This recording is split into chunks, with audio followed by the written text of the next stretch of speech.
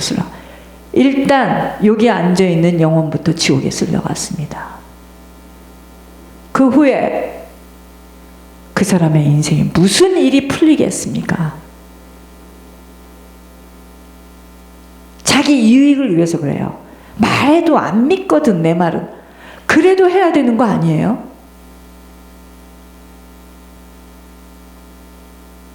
하나님 앞에 서지 않았기 때문입니다. 여러분, 제가 사람을 기쁘게 한다면 어떻게 여러분들에게 그렇게 책망의 이야기를 무섭게 합니까?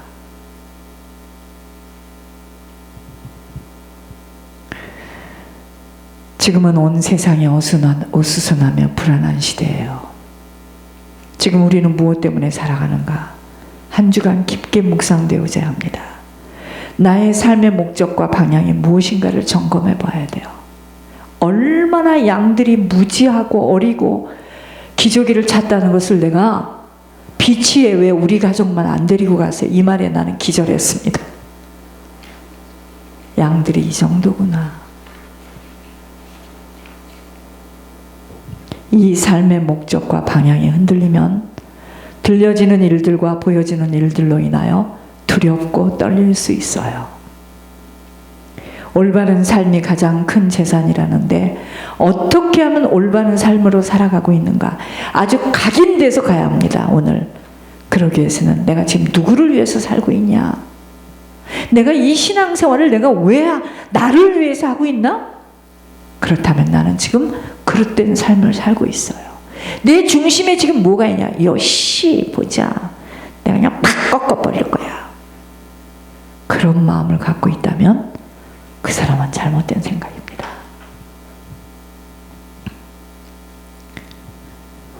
나는 지금 어떤 성품을 가지고 살고 있나를 깊게 살펴보아야 합니다. 아버지를 위한, 아버지 나라 확장을 위하여 살아가야 하는 인생이라면 아버지 성품으로 변화되어지는 것만큼 아버지를 위한 삶으로 살아가게 되어집니다.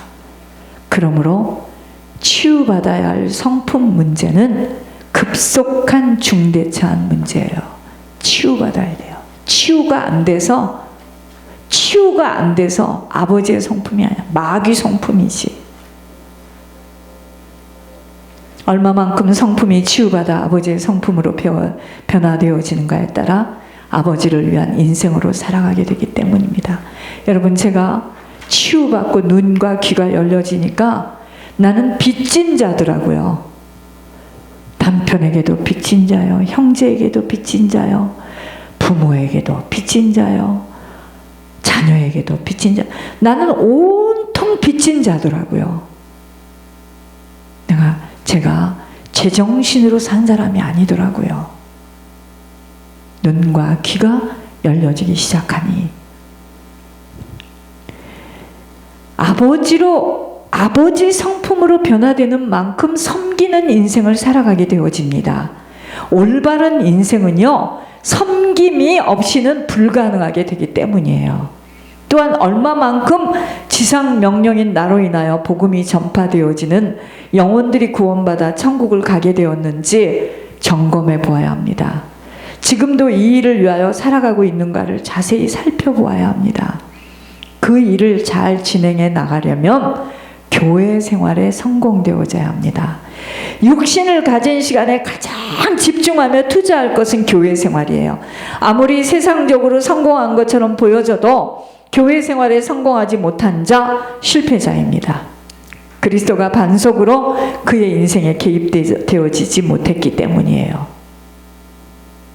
그러므로 가장 중요한 것은 하나님 뜻대로 살아가는 것과 오직 아버지를 기쁘시게 해드리는 일에 그 어느 것에도 양보할 수 없게 되는 것입니다. 나 자신도 하나님만 위해서 살고 하나님 중심으로 살고 하나님을 기쁘게 하는 일에 나 자신까지도 방해거리가 있다면 잘라져야 돼요. 그 무엇까지도 오직 아버지만을 기쁘시게 해드리는 일에 방해거리들은 잘라져야 하는 것은 오직 아버지가 우리의 삶의 1순위에 세워져야 하기 때문이에요. 여러분, 우리가 손자, 손녀, 자녀들에게 뭘 남겨준다고 그들이 잘 되는 줄 아세요? 그렇지 않아요. 우리가 그 하나님 나라에 투자되어지고 다른 사람을 섬기게 될 때 자녀와 모든 후손들은 상상할 수 없는 일이 일어나는 거예요. 근데 이 비밀을 모르면 자꾸 내 자녀에게, 내 후손에게 그걸 넘기겠다고 합니다. 난 들으면서 그건 아니라고 생각해요. 내가 이해할 수 없이 바보 천치와 같이 하나님 나라에 들여지고 다른 사람의 유익을 위해서 들여질 때, 우리가 죽고 난 후에 우리의 자녀들, 후손들은 상상할 수 없는 일이 벌어지는 겁니다. 아버지가 원치 않는 것은 내게 유익하여도 내가 좋아하는 것까지도 돌이켜야 함과 버려져야 합니다. 이것이 순종의 삶이에요. 이것이 우리들의 남은 생의 목적과 방향이 되어지도록 갱신되어져야 합니다. 모든 것은 아버지의 뜻을 이루는 일로 쓰여져야 함과 오직 아버지가 원하시고 기뻐하시는 일만을 행하는 일에 희생하고 헌신하고 충성할 뿐입니다. 저는 이런 생각을 해요. 이제 저희들이 요식업을 하게 될 텐데 그 하나를 딱 할 때 그 마음의 중심들을 보면서 하나님이 또 열어줄 자가 있고, 어떤 사람은 너는 그거 먹고 떨어져라 해요. 마음의 지경을 넓혀야 됩니다. 과도히 아껴도 부자로 살지 않아요. 알뜰해서 사라지는 게 아니에요. 손이 커야 됩니다. 막 애끼고 이렇게 해서 되는 게 아니에요.